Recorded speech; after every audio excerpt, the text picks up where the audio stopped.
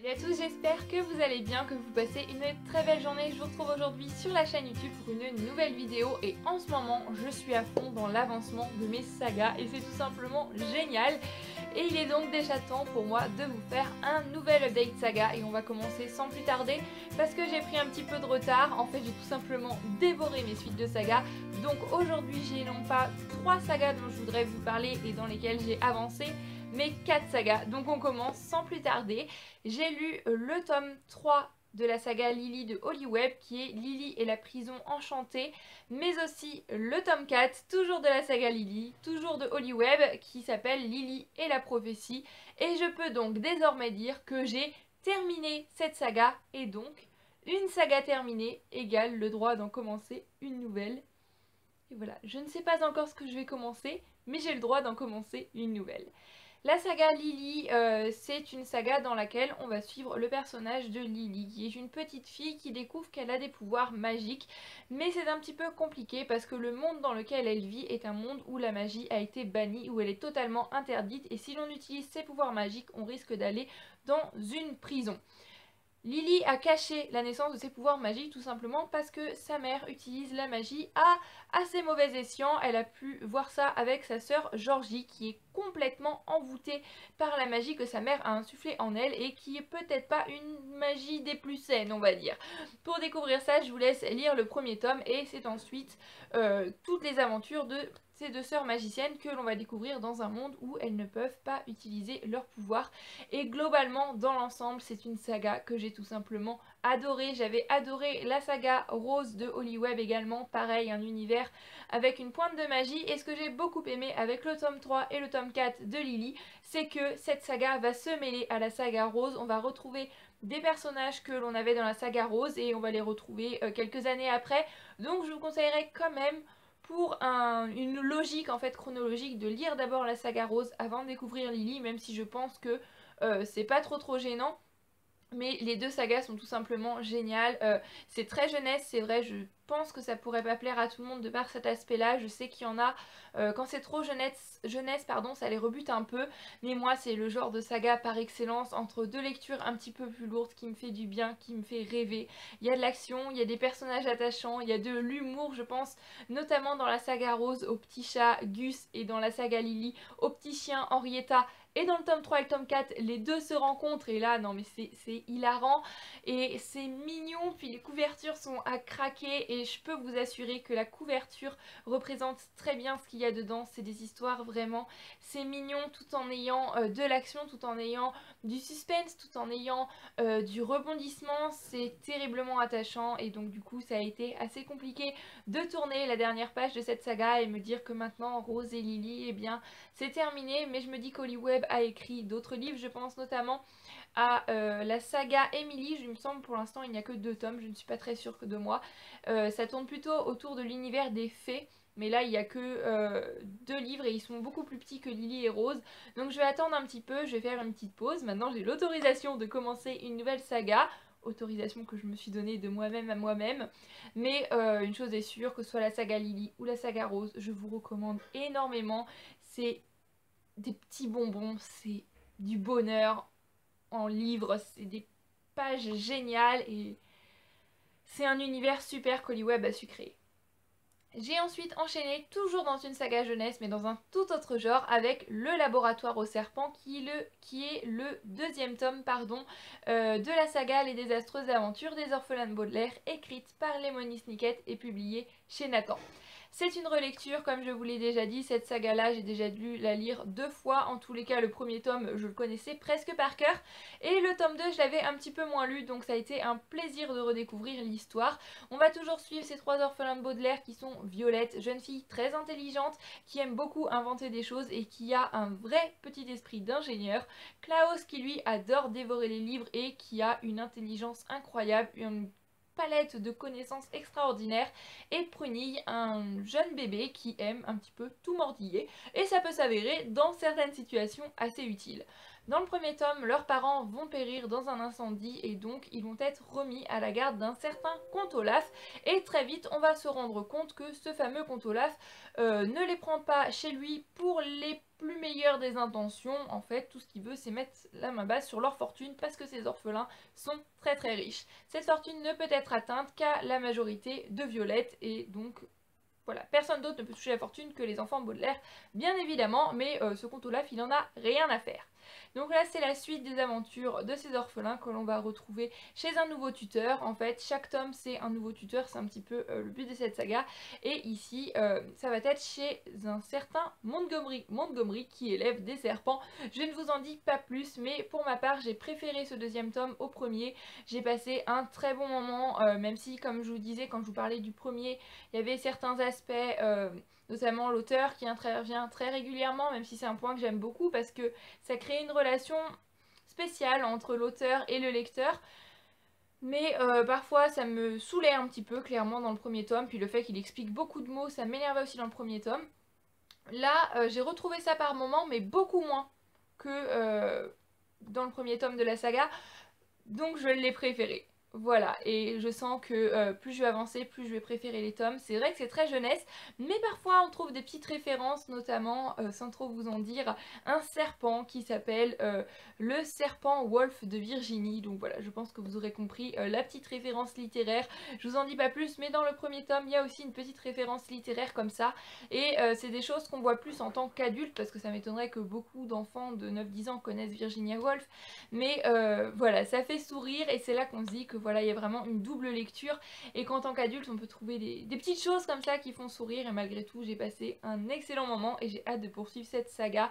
En plus, chaque tome, c'est vraiment très court, c'est vraiment très petit, donc ça se dévore. C'est pareil que Lily, Rose, c'est le genre de lecture entre deux lectures un petit peu plus lourdes, un petit peu plus complexes.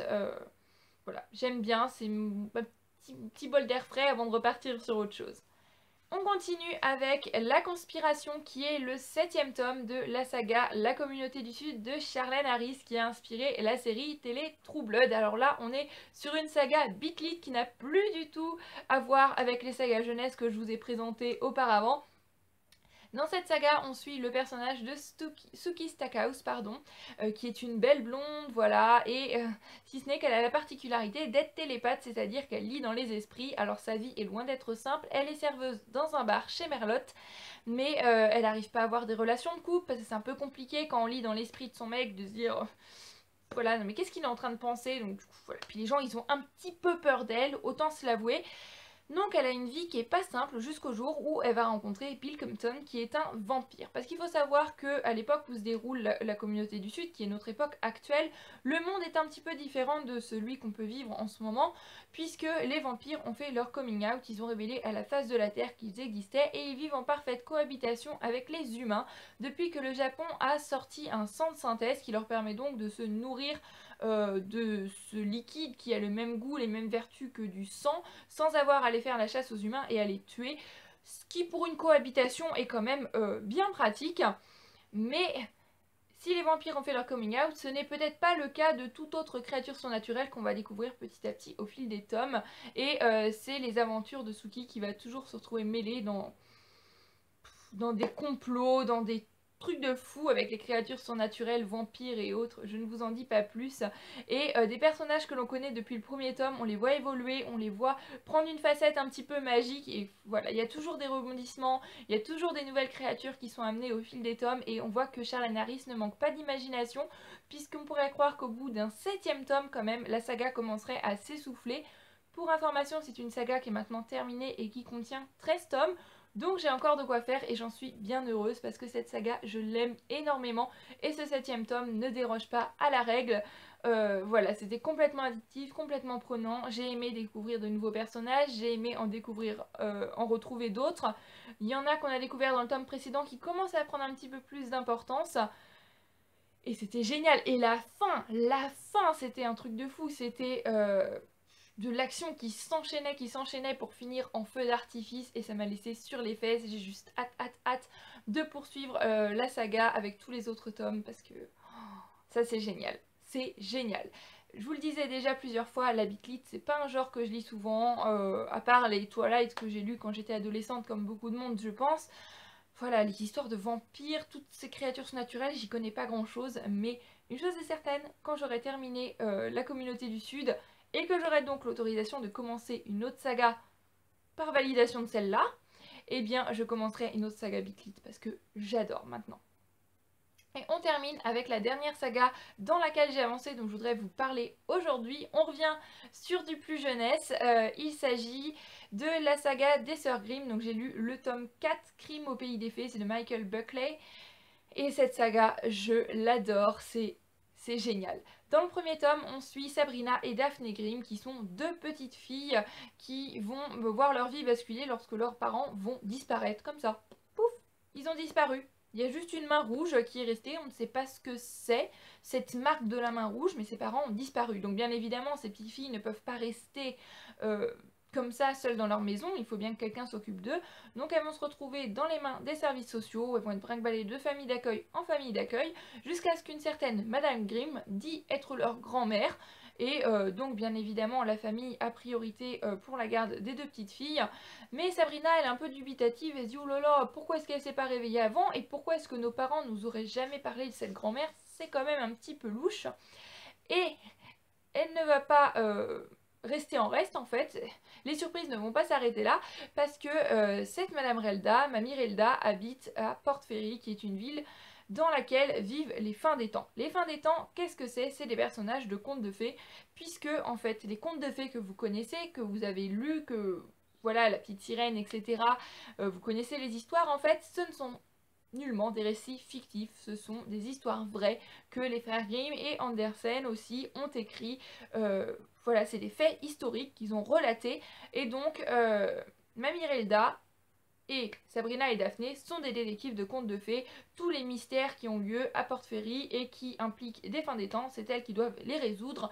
Mais ça ne s'arrête bien évidemment pas là, on a des histoires d'amour, on a des relations qui se créent, on a une relation fraternelle entre Daphné et Sabrina qui est très explosive, qu'on voit mûrir, qu'on voit changer, qu'on voit évoluer, on voit les personnages grandir, on voit leurs relations grandir. Voilà, on voit la ville changer et à chaque tome on découvre de nouveaux personnages de contes de fées et c'est un pur bonheur. Dans ce tome 4 on découvre surtout des personnages venant de l'univers de la littérature et ça m'a beaucoup plu. On ne s'arrête plus au récit des frères Grimm puisqu'on va rencontrer des personnages de L'île au trésor de Stevenson, aussi des personnages des Mille et une nuits et ça m'a fait sourire, ça m'a fait du bien et cette saga me fait toujours du bien et j'ai refermé le livre avec un sourire, avec la banane comme pas possible. Ce livre c'est de la bonne humeur, ce livre c'est de la magie, ça fait un petit peu penser à Once Upon a Time si vous voulez et c'est super bien écrit, c'est super addictif et l'auteur ne manque pas d'imagination. C'est une saga jeunesse, réécriture de contes qui je trouve selon moi n'est pas assez connue malheureusement. On pense au Pays des Contes de Chris Colfer, j'ai lu le premier tome mais qui est très bien également c'est vrai. On pense aussi à d'autres sagas peut-être un petit peu plus adultes comme la saga de Sarah Pinsborough ou alors Cinder de Marissa Meyer. Mais on ne parle pas souvent des Sœurs Grimm de Michael Buckley et je trouve ça assez dommage parce que franchement c'est une saga qui vaut le détour. Le seul petit bémol que je pourrais dire et la seule déception que j'ai c'est que c'est une saga qui comporte 8 ou 9 tomes il me semble, mais il n'y a que les 6 premiers qui ont été traduits en français et pour l'instant il n'est pas envisagé de traduction pour les tomes restants et je trouve ça super dommage. Donc moi je vais continuer jusqu'au tome 6 et après du coup je m'arrêterai parce que c'est vraiment très compliqué de trouver les autres tomes en anglais. En tous les cas j'ai vraiment beaucoup de mal. Donc si vous les avez trouvés ou quoi, n'hésitez pas à me laisser un commentaire, ça m'intéresse beaucoup. Mais voilà, peut-être qu'à la fin du 6e tome, la fin se suffit à elle-même, je ne sais pas, je verrai ça. En tous les cas, j'ai hâte de continuer cette saga, même si quand je vais la terminer, j'aurai un petit pincement au cœur en sachant qu'une suite existe, mais que je ne peux pas la voir, que je ne peux pas la lire. C'est toujours un petit peu dommage comme ça quand on lit pas les livres en VO, de devoir attendre les traductions, et puis quand certaines traductions ne se font pas, ben on est toujours un petit peu déçu. En tous les cas, une chose est certaine, je vous recommande de découvrir les Sœurs Grimm parce que c'est une saga juste génialissime. Donc voilà, j'en ai terminé pour cette petite update saga. J'espère que cette vidéo vous aura plu. Je suis désolée pour le petit cafouillage, je sais pas ce que j'ai aujourd'hui, je bégaye, je cafouille, je ne sais pas ce qui se passe. Donc en attendant la prochaine vidéo, comme d'habitude, je vous fais à tous plein de bisous. Je vous souhaite d'excellentes lectures, prenez grand soin de vous. Bye bye!